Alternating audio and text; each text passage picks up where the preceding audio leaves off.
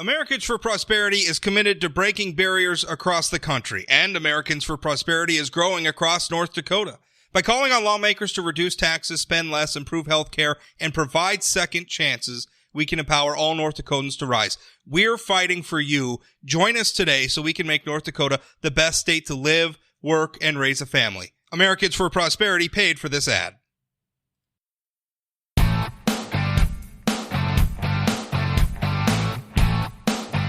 Congressman Kelly Armstrong joins me now, and Kelly, I was delighted to see you on Facebook defending Derek Jeter's honor, as he was not unanimously admitted to the Hall of Fame. He had one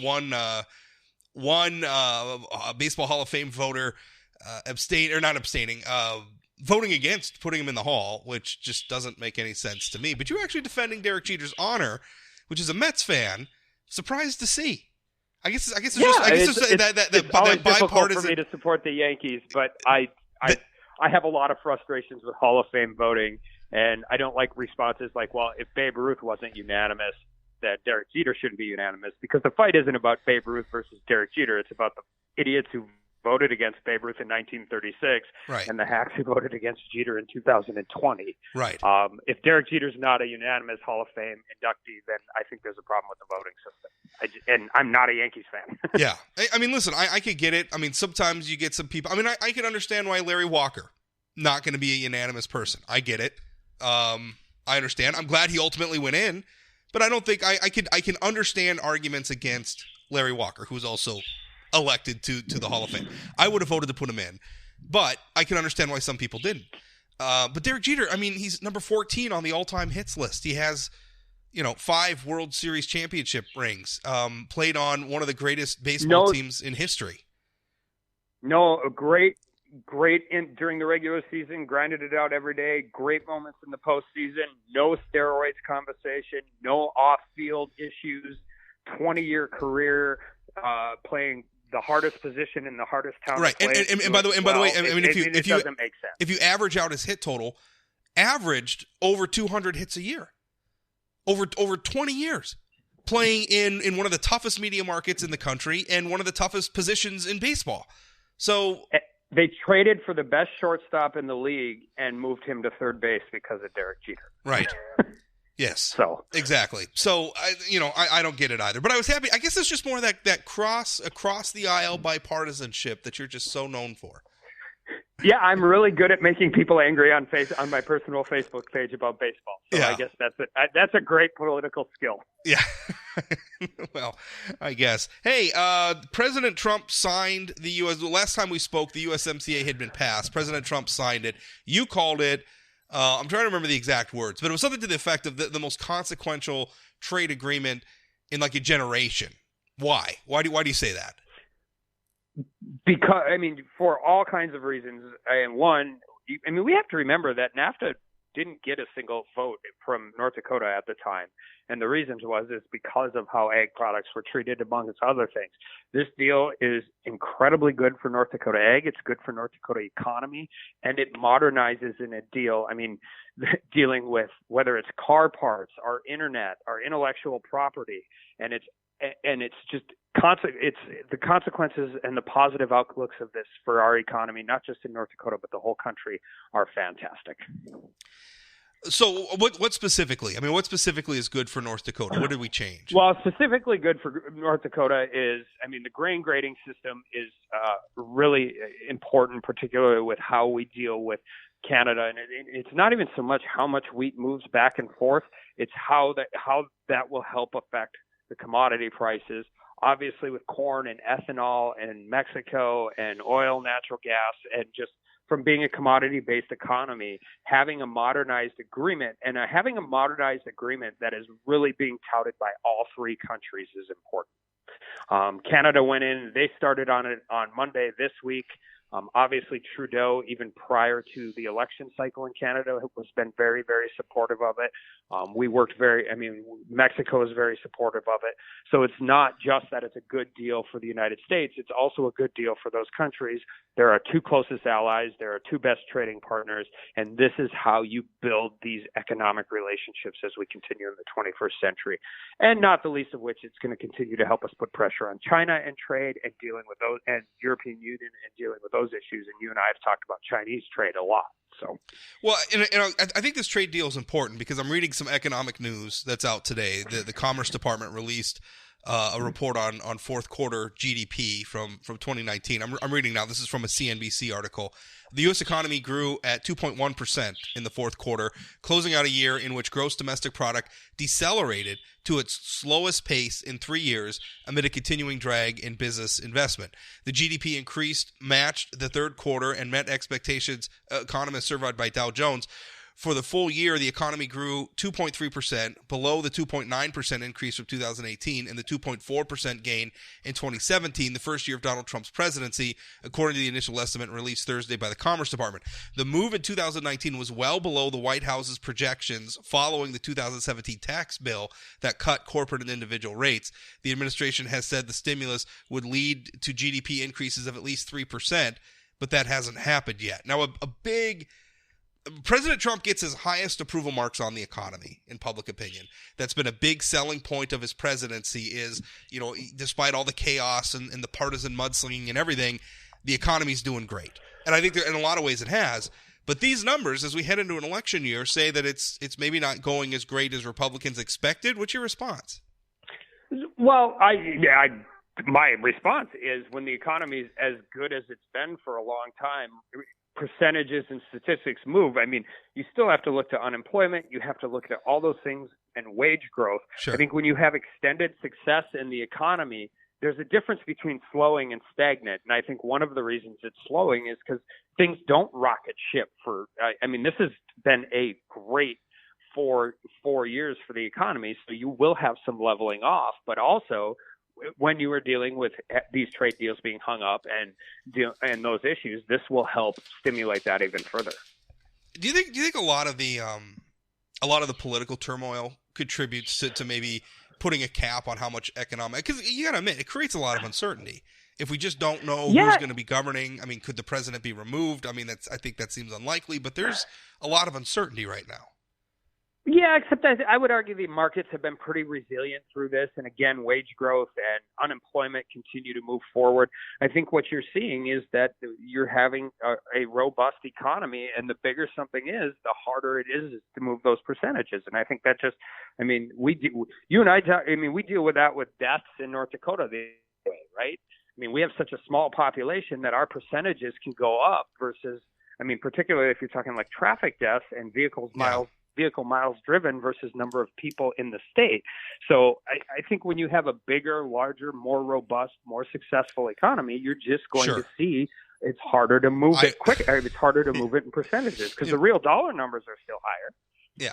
In Minot, I remember one time we had there was a local news headline, and it was like a 180. I'm forgetting the exact numbers, but it was like there was a 180% increase in robberies, right?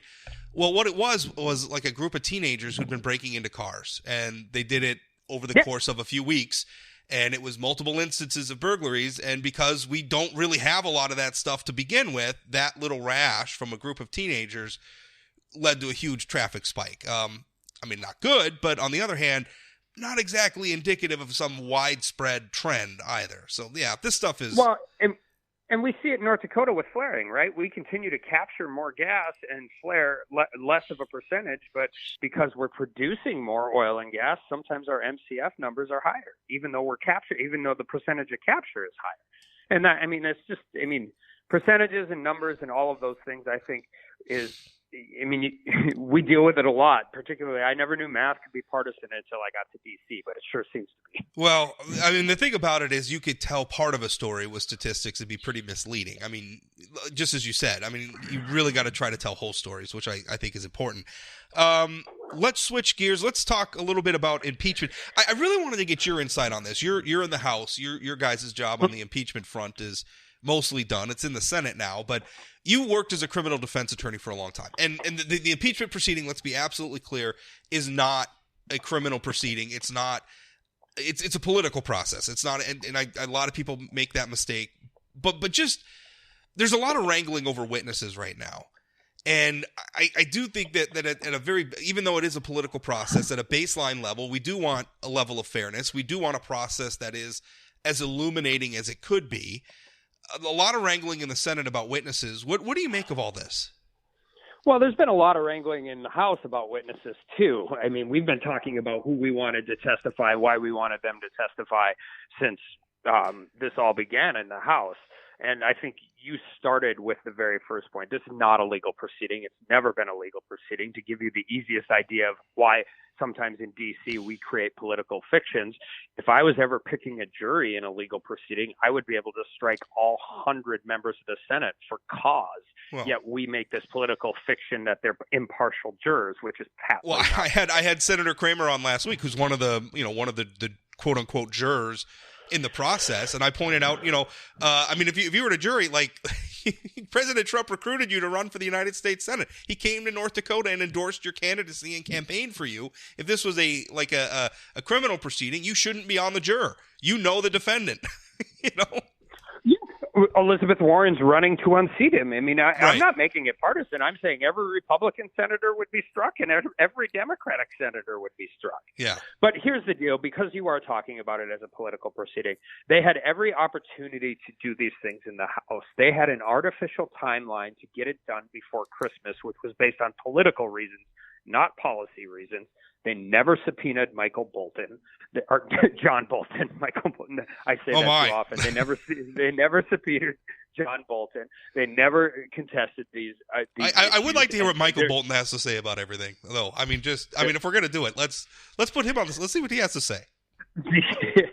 I wonder what his hair looks like now, because I don't remember it since the 80s. So. I just remember that one album cover where he's got like the long flowing kind of Fabio. Anyway, I don't know why we're talking about Michael Bolton now.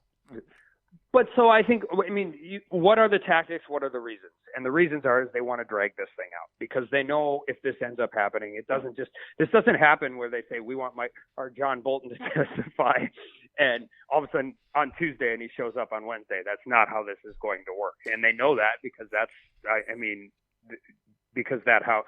how it is. So there were a lot of these fights that they should have had when they were in control of the House, and now they're trying to have them when they're not in control of the Senate. And I haven't been in this town very long, but I'm not sure what they thought was going to happen. They completely cut off the Republicans' ability to do what we wanted to do in the House when they had the majority. And now when they go to the Senate and they're in the minority, they think they should be able to do the same thing. Like, one of the things that is fascinating to me as a lawyer is they keep saying these witnesses are irrelevant. That's not how witnesses work in a legal proceeding.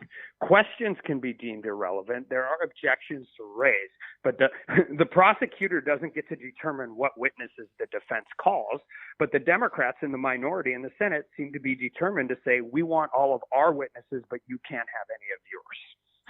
Which is pretty unbelievable. What do you think about this whole thing with the book? Like, John Bolton has a book. The White House is saying there's classified information in the book. The book, it's kind of weird. Like, people want to admit. At some point, I guess this book is going to be published. Maybe it'll be redacted in some way. I don't know. But what about this piece of evidence, the book that John Bolton wrote?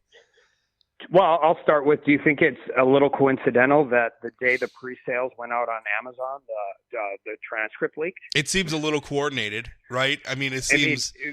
John Bolton's a master of maintaining his relevance in the media, and I haven't looked because I've been busy, but I would assume the pre-sale numbers, I'm sure he's pretty happy with those as all of this has occurred. This is the first time they did this either. Right. Remember, this is how Kavanaugh broke.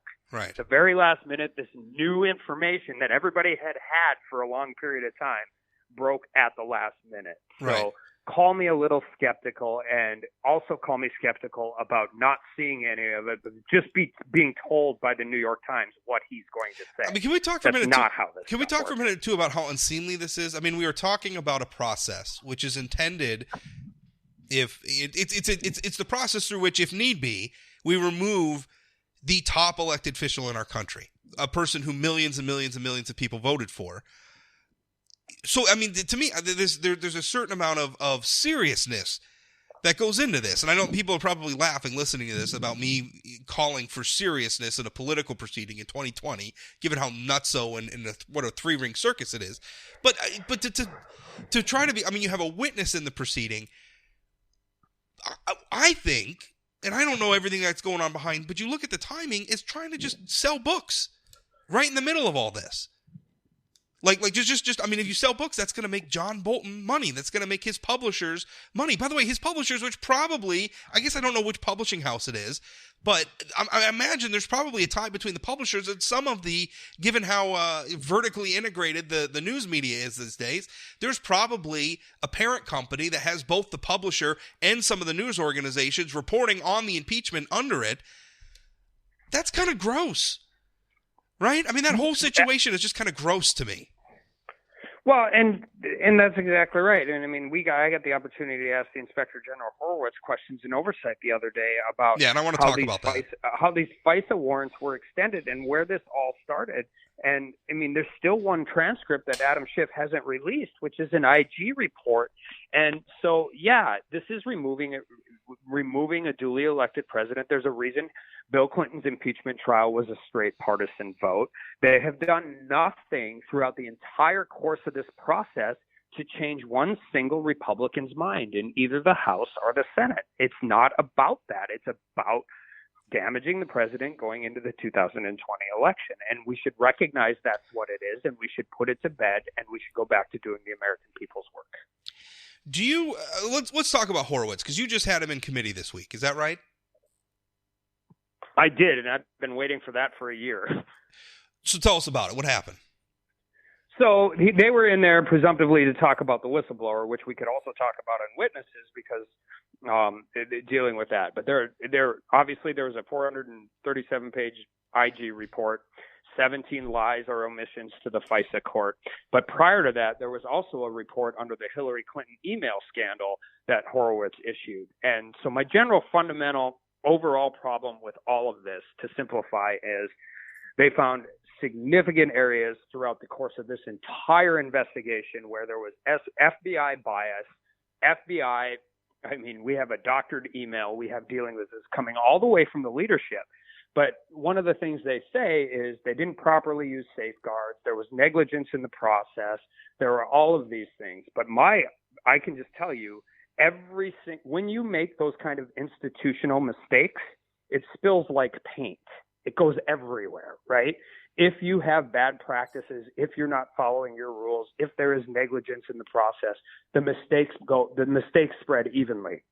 Every single mistake made by the FBI in the entire course of this investigation was against President Trump or for candidate Hillary Clinton.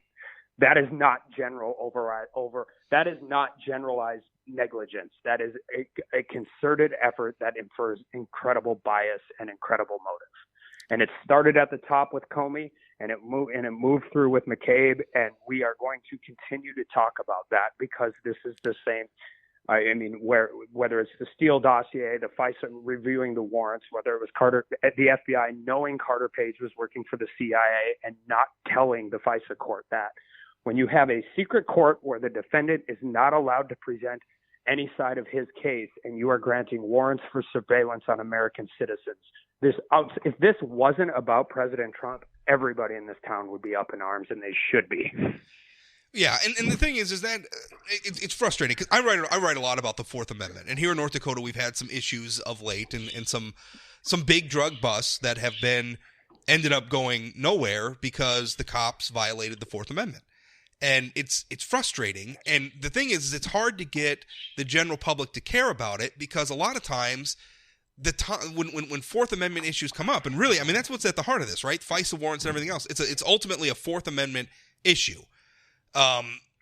It's frustrating because a lot of times when Fourth Amendment issues come up, the defendant in the case, in this, President Trump, for a lot of people, isn't very sympathetic.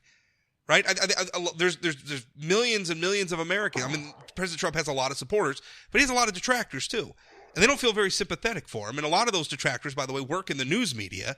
So it's hard to get them to care right? I mean, if you're talking about like somebody who you found 20 pounds of marijuana or methamphetamine or something in their car, and they go to court and that evidence gets suppressed, it's hard to make anybody feel sympathetic to that person. But I mean, really, nobody's pro drug dealer. Right. Well, and it's hard because every Fourth Amendment case I ever won, I had somebody who was charged with a significant crime sitting next to me. He is not the sympathetic figure. The sympathetic figure is the Constitution of the United States, and recognizing that there are always going to be issues with the criminal. There's always going to be crimes.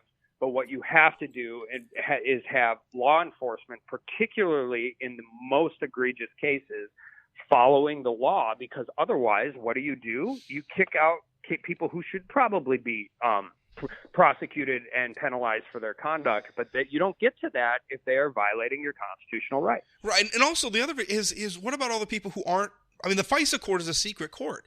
If the FBI did this to in this instance, right, to very high profile people, and obviously the FISA court's probably, they're not dealing with low ranking people, but I mean there's just average citizens, I'm sure, who have been targeted by the FISA. I mean, we don't know, but if they did it in this instance, what's to say they didn't do it in others?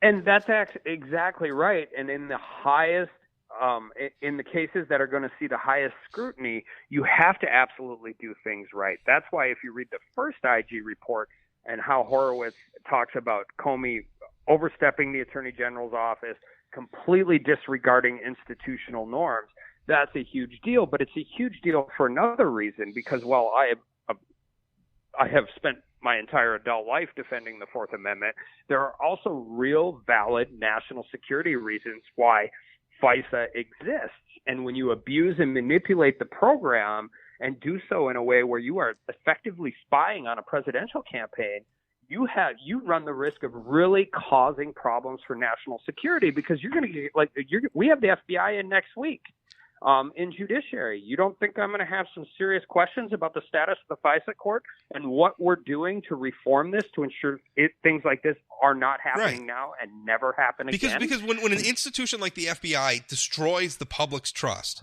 in them, or harms it anyway, then their ability to catch bad people, up to and including people who might,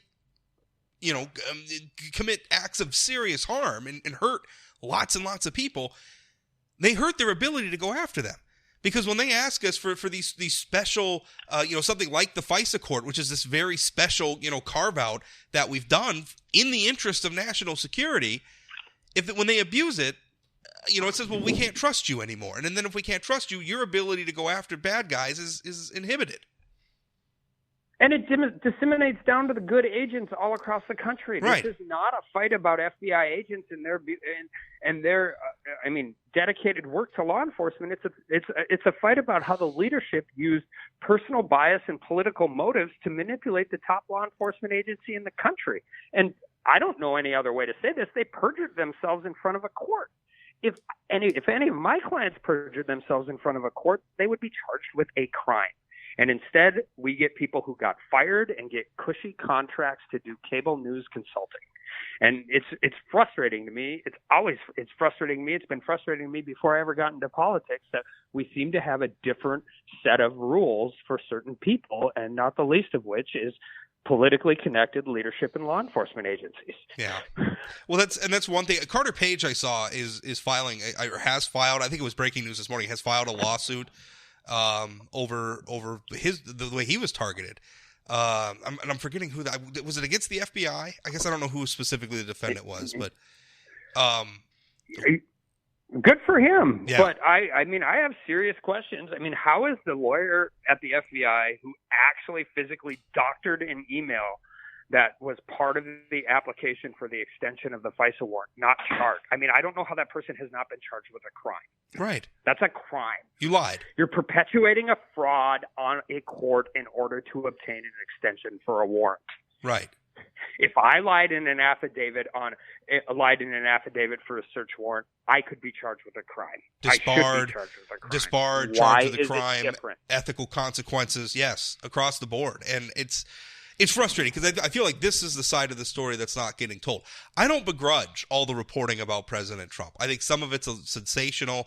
I don't necessarily agree with a lot of the conclusions, but the way President Trump handled Ukraine, that's a valid story to go after. I don't have a problem with reporting it, but we need to report whole stories. And the other side of the story... I don't have a problem having hearings on it. Yeah. I don't have a problem. I mean, look at it. I just always use the example of Iran-Contra because that was like the first really big thing I grew up with as a kid. Can you imagine Iran-Contra going on in today's D.C.? I mean, there should be political consequences. There should be policy consequences. There should be electoral consequences if people believe that somebody did something that they disagree with or they think is wrong. But to immediately escalate everything to impeachment turns this into something that it just really, quite frankly, doesn't fit, particularly when you don't even charge a crime in the articles. Well, let me ask you something, because I think the point you're making is I think at some point we got to step back from partisan loyalties and stand up for, say, the Constitution. Or just stand up and say, listen, these people did wrong. And it doesn't matter that they're the same political party or me, or it doesn't matter that what they did advanced my was politically convenient for me, and that maybe it's politically inconvenient for me to call them out. We need people who can rise above that. One criticism I'm hearing consistently, I'm reading it in letters to the editor in our state, some of my fellow columnists, bring this up, and they accuse our congressional delegation of just being pro-Trump simps who are just going to do whatever they want. You guys are just going to do whatever to defend President Trump, no matter what he does. How do you respond to that criticism?